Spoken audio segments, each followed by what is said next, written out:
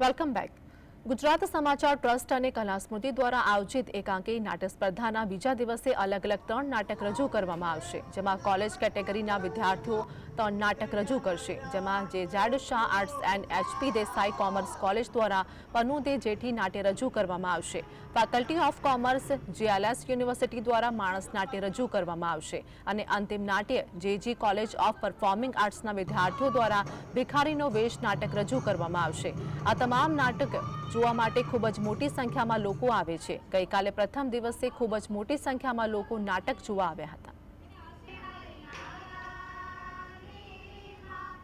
સેમીફાઇનલમાંથી અમે લોકો ફાઇનલમાં આવ્યા એ ખૂબ જ આનંદની વાત હતી અને ખૂબ જ મજા આવી.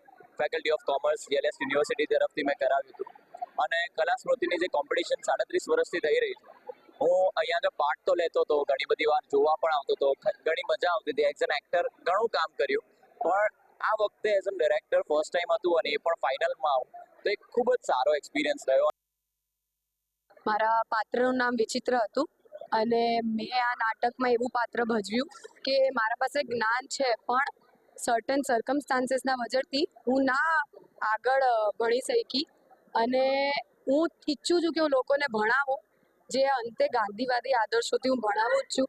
અને આ મારું બીજું વર્ષ હતું આઈએનટીમાં અને ખરેખર અમને લાસ્ટ યરનો દુઃખ હતો કે અમે ના આવ્યા ફાઇનલ્સમાં, પણ આ વર્ષ અમે સેમીફાઇનલ પણ જીત્યા અને અમે ફાઇનલમાં બી બહુ જ સારું પરફોર્મ કર્યું અને એનાથી મને મારા ટીમ ઉપર બી બહુ જ પ્રાઉડ ફીલ થાય છે.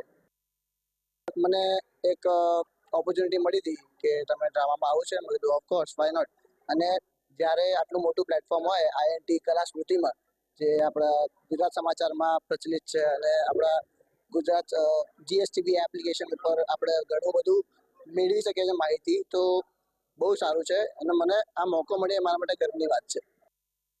આવા નાટકના જીવ તરીકે જ્યારે ગુજરાત સમાચાર સ્મૃતિબેન અને કલાની વાતને જોડીને રહેલી સંસ્થા ગુજરાત સમાચાર હોય અને એના નિમિત્ત બનતા અમદાવાદની ગુજરાતની આ કોલેજોની આ નાટ્ય સ્પર્ધામાં એક પ્રેક્ષક તરીકે પણ આવવું પડે, કલાકાર તરીકે આવવું પડે, એક જીવ તરીકે આવવું પડે અને એક સમાજ કાર્યકર તરીકે પણ આવવું પડે. આઈએનટીની સ્પર્ધા જોઈને આજે એટલો ગદગદિત થઈ ગયો છું કે શબ્દોમાં વર્ણવવું એ શક્ય નથી. પણ મને યાદ છે કે જ્યારે સૌથી પહેલી આઈએનટીની સ્પર્ધા યોજાઈ હતી એ વખતે હું તો કોમર્શિયલ રંગભૂમિમાં કામ કરતો હતો, પણ મારી જ college Sajanand college was the first winner અને એમાં અર્ચન ત્રિવેદી રોલ કરતો. અમે જેજી કોલેજ ઓફ પરફોર્મિંગ આર્ટ્સમાંથી આવીએ છીએ અને ખૂબ ખુશી છે કે અમે ફાઇનલમાં પરફોર્મન્સ કર્યું અને અમારા નાટકનું જે નામ હતું થ્રી પેની ઓપેરા, જે બર્ટોલ્ડ બ્રેક્ટ કરીને એક લેખક છે, એમણે લખેલું અને જેમાં ગુજરાતી રૂપાંતર અમિત ઠક્કરે કર્યું છે અને ઓવરઓલ જોવા જઈએ તો એક્સપિરિયન્સ બહુ જ સારો રહ્યો છે અને એ વાતની ખુશી છે કે અમે ફાઇનલ્સમાં આવ્યા. હવે જોઈએ, અમને તો અંદરથી બહુ જ મજા આવી છે. લેટ્સ સી જજના ડિસિઝન શું આવે છે.